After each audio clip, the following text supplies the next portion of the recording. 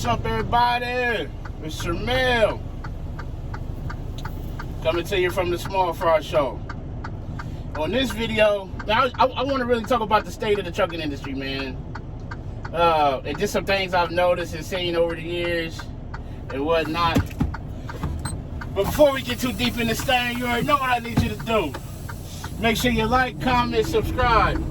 Tell a friend to tell a friend to tell a friend to come join the family. Also, the views and topics expressed in these videos are mine and mine only.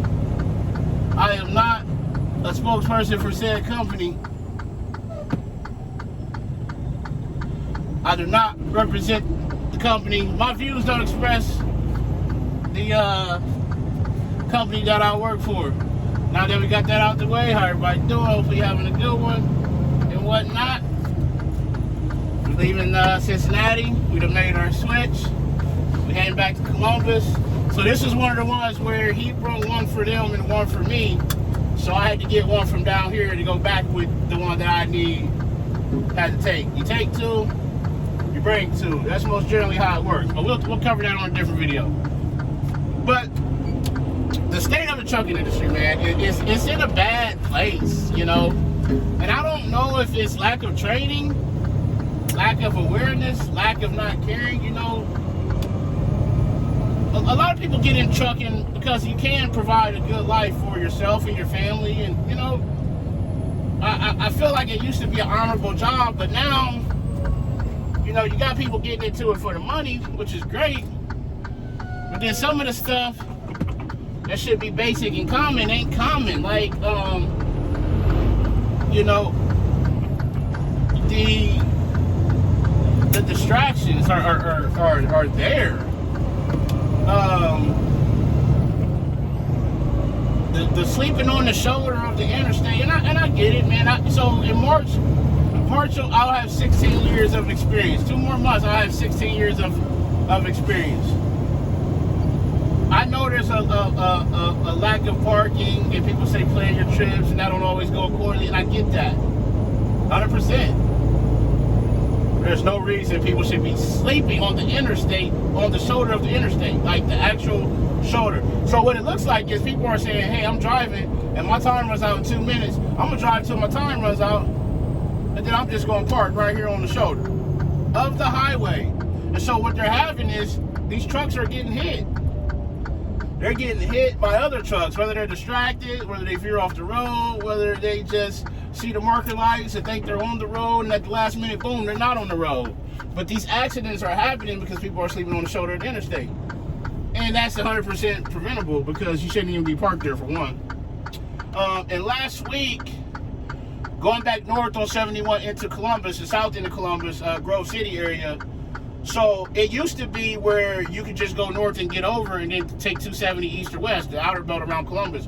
Well, now they've kind of created it where there's a wall that divides that.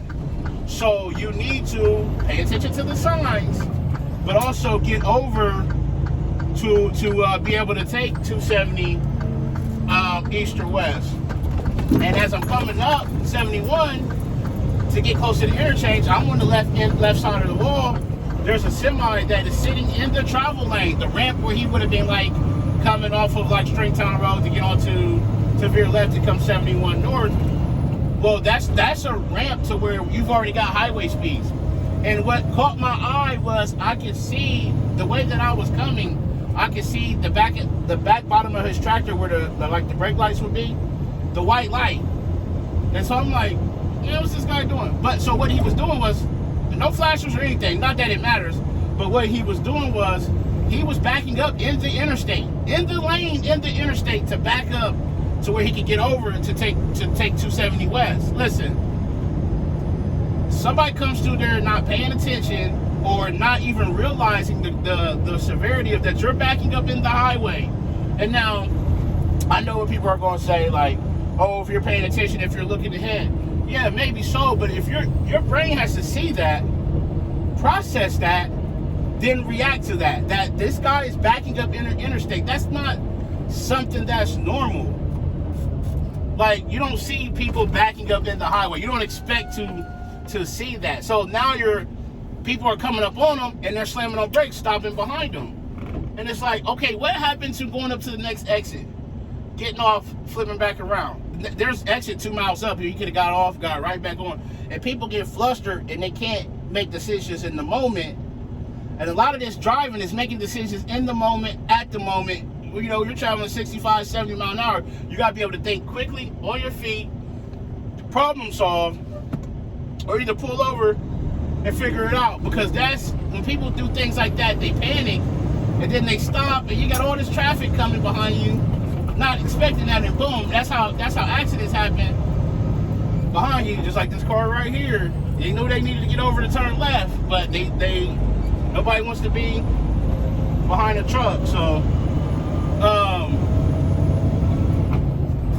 and then you got people piling up behind you, and then you don't get hit, so you keep on going like nothing happened.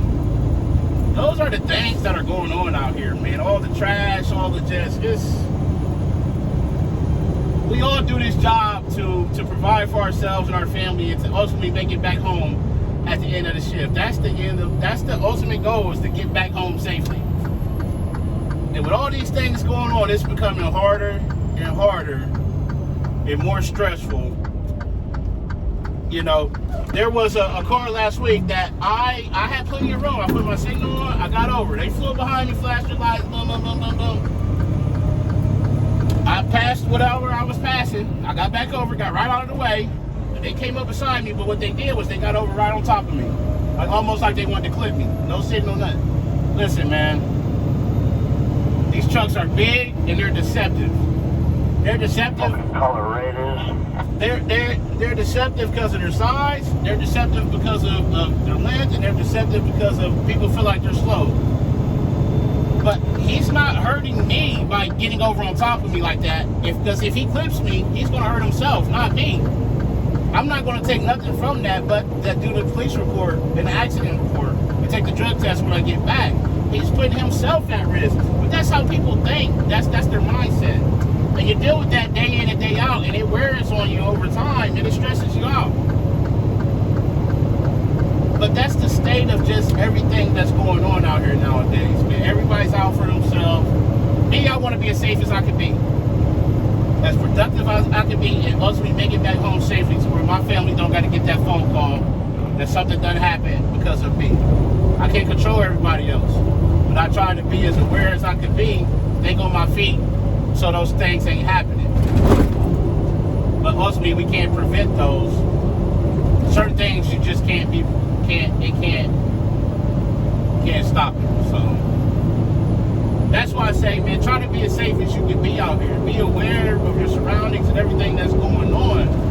That's what's going to keep you the safest.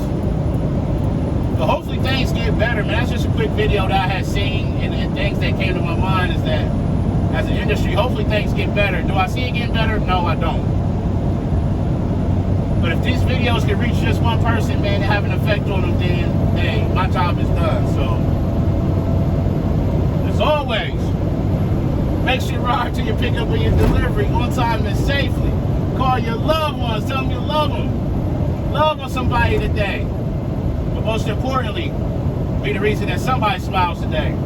The world needs it now more than ever. Mr. Mel, coming to you from the one and only Small Fry Show, and I'm out. Peace.